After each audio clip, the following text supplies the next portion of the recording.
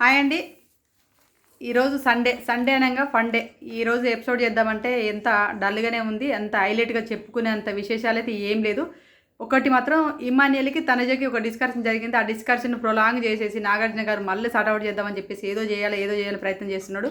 అది ఈ రోజుతో సార్ట్అవుట్ అయింది అనుకుంటాను నేనైతే. ఇమ్మాన్యుయల్ వర్సెస్ తనుజలో ఎవరు తప్పో ఎవరు రైట్ అనేది మీరు కామెంట్ చేయండి. ఇప్పుడు మనం మాట్లాడుకోవాల్సింది ఏంటంటే నామినేషన్స్.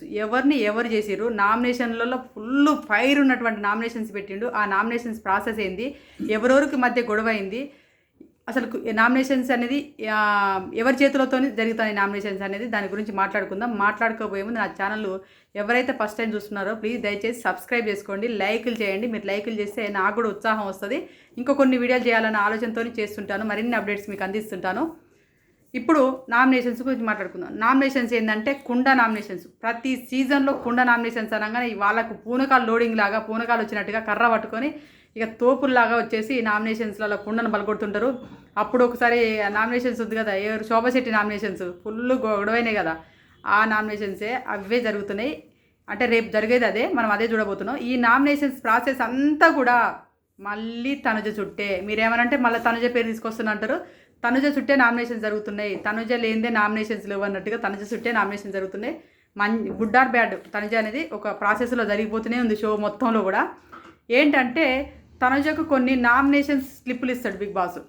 క్యాప్టెన్ కదా, తనకు అన్ని నామినేషన్ స్లిప్లు ఇచ్చినప్పుడు అప్పుడు ఇమానియల్కి ఇచ్చినట్టుగానే ఇమానియల్ను బెలూన్స్ పలగొట్టేసి ఇమానియల్ ఆయేష ఇద్దరు తీసుకున్నారు కదా నామినేషన్ స్లిప్లు. సేమ్ అదే ప్రాసెస్లో తనుజ దగ్గర కూడా కొన్ని స్లిప్లు వస్తాయన్నట్టు.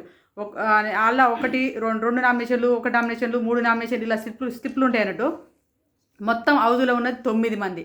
ఈ 9 మంది అంటే ఇప్పుడు వచ్చినటువంటి 5 సామ్స్ ఉన్నారు కదా, 5 సామ్స్ అంటారు కదా, వాళ్ళు వచ్చినటువంటి వైల్డ్ కార్డ్స్ అందరూ అయిపోయారు. ఇయాడితో గౌరవ్తో సహా అందరూ ఊడ్చుకెళ్ళిపోయారు, ఎవ్వరు లేరు.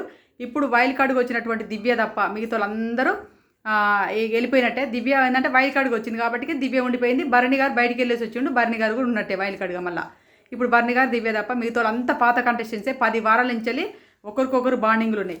ఇప్పుడు దివ్య చూసుకున్నట్టే దివ్యకు భరణికి, తర్వాత ఇమానియల్కి దివ్యతో బాండింగ్ ఎవరెవరికి ఉందంటే దివ్య, భరణి, సుమన్ శెట్టి గారు, ఇమానియల్, ఇలా నలుగురి మధ్య కూడా దివ్యకు బాండింగ్ ఉంది. అదే భరణి గారు చూసినానుకో, భరణి గారికి తనుజతోని, సుమన్ శెట్టి గారితో, దివ్యతోటి, ఇమానియల్తో ఇలా బాండింగ్ ఉంది.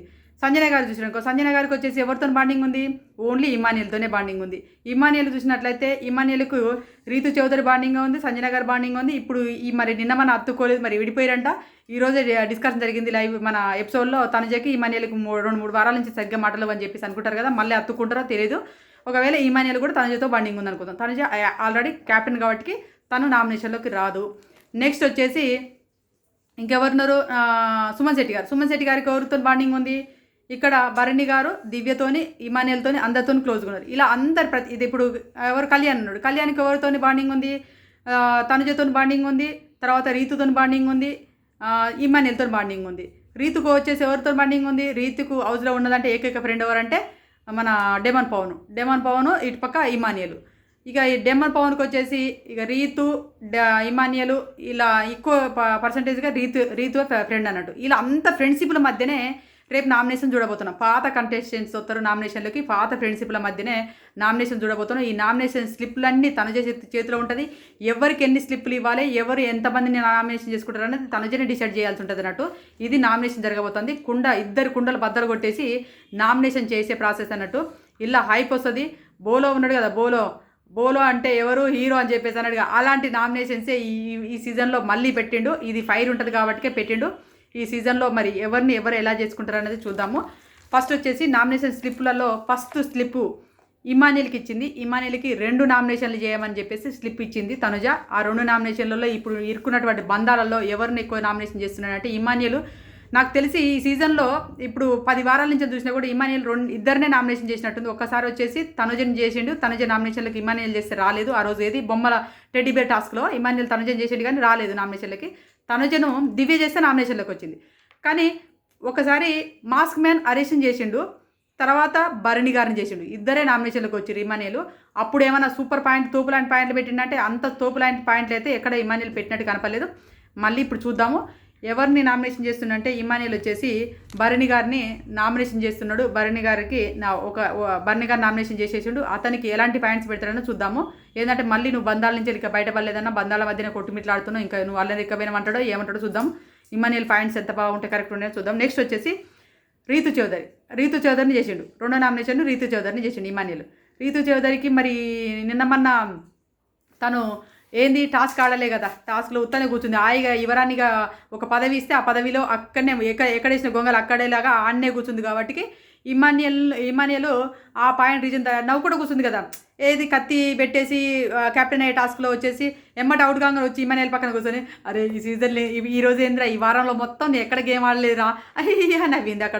అక్కడ ఇమానియల్ కూడా అన్నాడు, ఏందే నువ్వు మంచిగా రానేనో కూర్చున్నావు, హాయిగా తింటానో తొంగుంటానో, నువ్వు ఎక్కడ గేమ్ ఆడినట్టు కనపలేదు. ఆ అమ్మాయి చెప్పింది ఇమానియల్ దగ్గర, ఇమానియల్ కూడా అదే అన్నాడు. కాబట్టి ఆ రీజన్తోనే ఇమానియల్ రీతు చౌదరిని నామినేషన్ చేసినట్టుగా నాకు అర్థమవుతుంది.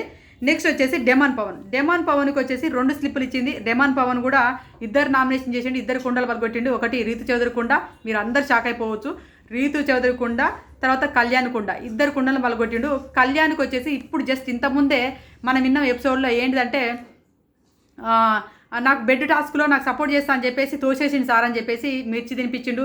దాని తర్వాత వచ్చేసి ఇంకోటి కూడా చెప్పిండు, ఏంటంటే నాకు సపోర్ట్ లేదు అంటే నేను ఎక్కడ సపోర్టింగ్గానే ఉంటున్నాను సార్, వీడిసే నాకు సపోర్ట్ లేదని చెప్పేసి మాట్లాడుతూ ఉంటాడు సార్ అని చెప్పేసి అక్కడ రెండు చిల్లీలు తినిపించింది కదా, మిర్చిలు తినిపించింది కదా, ఆ రీజన్తోనే మళ్ళీ నామినేషన్ చేసినట్టుగా అర్థమవుతుంది. చూద్దాము అదేనా ఇంకా వేరే ఏమైనా మార్చి చేసిండు అనేది చూడాలి. ఇంకా నామినేషన్లో వీళ్ళిద్దరిది బాగా ఫైర్ అయినట్టుగా రచ్చ అయినట్టుగా తెలుస్తుంది ఇమానియల్కి, డెమాన్ పవన్కి.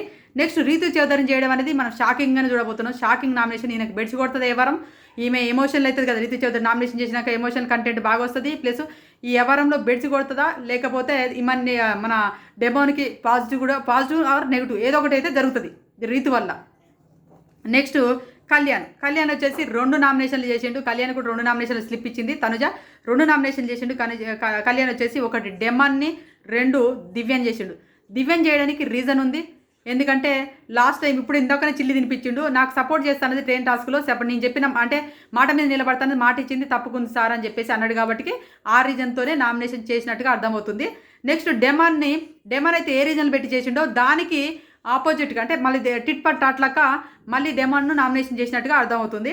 ఇది కళ్యాణ్ నామినేషన్. వీళ్ళ మధ్య డెమాన్ పవన్కి కళ్యాణ్కి మధ్య అయితే ఫుల్ వార్ జరిగింది. భరణి గారికి మన ఇమానియల్ కూడా బాగానే ఆర్గ్యూ జరిగినట్టుగా తెలుస్తుంది. రీతు చౌదరికి మళ్ళీ డెమాన్ కూడా ఆర్గ్యూ జరిగింది. ఇయే ఫుల్ ఫైర్ ఉన్నటువంటి నామినేషన్లు రీతు చౌదరికి, డెమాన్కి, రీతు చౌదరికి, ఇమానియల్కి, రీతు చౌదరికి ఓకే అందరికి. నెక్స్ట్ ఇంకా తనుజ్ వచ్చేసి భరణి గారికి 1 స్లిప్ ఇచ్చినట్టుగా తెలుస్తుంది. భరణి గారు నాకు తెలిసి ఎవరు నామినేషన్ చేసి ఉండొచ్చు, పోయిన వారం అయితే మళ్ళీ దివ్యం చేసిండు, మళ్ళీ ఈ వారం దివ్యం చేద్దానికి అయితే లేదు.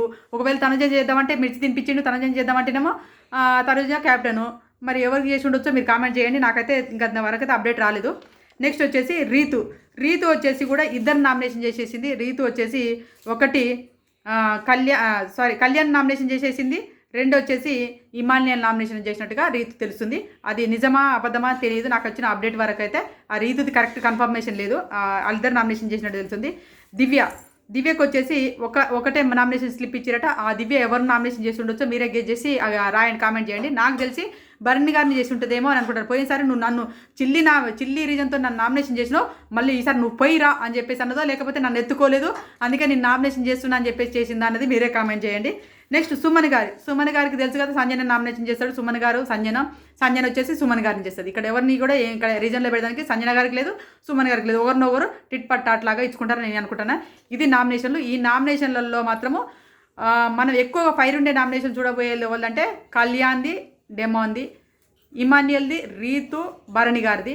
ఈ నామినేషన్లలో ఎక్కువగా ఫైర్ ఉండబోతుంది, చూడబోతున్నాం. మళ్ళీ ఈ నామినేషన్లలో ఎవరు ఇమానియల్ను మాత్రం భరణి గారిని ఇమానియల్ నామినేషన్ చేసినట్టు తెలిసింది. ఇమానియల్ కూడా నామినేషన్లోకి వచ్చిండు. మీరు ఇప్పుడు ఇమానియల్ ఫ్యాన్స్ అలెక్ట్ అయ్యి ఓట్లు వేసుకోండి. ఇమానియల్ ఫస్ట్ టైం నామినేషన్లోకి వస్తుండే, హ్యాపీగా పండుగ చేసుకోండి. ఇమానియల్ కూడా నామినేషన్లోకి వచ్చినట్టు తెలిసింది. మొత్తం మళ్ళీ 9 మందిలో 8 మంది ఒక క్యాప్టెన్ కాకుండా మిగతా 8 మంది నామినేషన్లోకి వచ్చినట్టు తెలుస్తుంది. ఒకవేళ బిగ్ బాస్కు ఒకవేళ ఇద్దరు డబుల్ ఎలిమినేషన్ చేయాలంటే చేస్తాడు, లేదు సింగిల్ ఎలిమినేషన్ చేసుకుని ఆయన చేతుల్లో ఉంది. ఇప్పుడు ఎలిమినేషన్ ప్రాసెస్ అంతా ఆయన చేతుల్లో నడుస్తుంది కాబట్టి ఆయన ఇష్టానుసారంగానే నడుస్తుంది, ఇష్టానుసారంగానే నామినేషన్ చేయబోతారని అర్థమవుతుంది. నెక్స్ట్ ఫ్యామిలీ వీక్ కూడా నెక్స్ట్ వీక్ నుంచి అంటే ఫ్యామిలీ వీక్ కూడా ఇదే వారంలో ఉండబోతుంది. నెక్స్ట్ మండే నుంచే ఫ్యామిలీ వీక్ కూడా ఉండబోతుంది. మండే నామినేషన్స్ అయితే ట్యూస్డే నుంచి ఫ్యామిలీ వీక్ పెడతాడు. నామినేషన్స్ అయితే అయిపోయిన వెంటనే ఫ్యామిలీ వీక్ పెట్టే అవకాశాలు కూడా ఉన్నాయి. కాకపోతే అంత ఈజీ కాదు. కుండ నామినేషన్స్ అంటే ఎక్కువ ప్రొలాంగ్ జరుగుతాయి, ఎక్కువ ఆర్గ్యులు జరుగుతాయి, ఎక్కువ ఆర్గ్యులలో కంటెంట్ ఎక్కువ వస్తుంది కాబట్టి బిగ్ బాస్ అంత ఈజీగా వదిలిపెట్టాడు. రేపు నాకు తెలిసి ఫ్యామిలీ వీక్ రేపు రాకపోవచ్చు, మండే రోజు రాకపోవచ్చు. ట్యూస్డే నుంచి అయితే నాకు తెలిసి ఫ్యామిలీ ఎంటర్ అవుతారని నేను అనుకుంటున్నాను. మీరు ఇప్పుడు అంటే ఈ 8 మందిలో మీ ఫేవరెట్ కంటెస్టెంట్స్ ఎవరికి ఓట్లు వేస్తున్నారు అన్నది కామెంట్ చేయండి. అదేవిధంగా తనుజ నామినేషన్లకు రావట్లేదని అర్థమవుతుంది. తనుజ నామినేషన్లకు రాకపోతే తనుజ ఫ్యాన్స్ ఎవరికైనా ఓట్లు వేస్తున్నారా, లేదు ఈ వారం మీరు రెస్ట్ తీసుకుంటున్నాం ఎవరికి ఓట్లు వేస్తలేరా అనుకుంటారో కామెంట్ చేయండి. ఇది నా రివ్యూ అండి. నచ్చింది అనుకుంటున్నాను. నచ్చితే ప్లీజ్ దయచేసి లైక్ అయితే చేయండి, ఛానల్ సపోర్ట్ చేయండి, సబ్స్క్రైబ్ చేసుకోండి. నా ఛానల్ కూడా ఎంకరేజ్ చేయండి. నాకు కూడా ఎంకరేజ్మెంట్ వస్తే ఇంకా వీడియోలు చేయడానికి కూడా నాకు అవకాశం ఉంటుంది. ప్లీజ్ దయచేసి అయితే ఒక లైక్ చేయండి. Bye friends.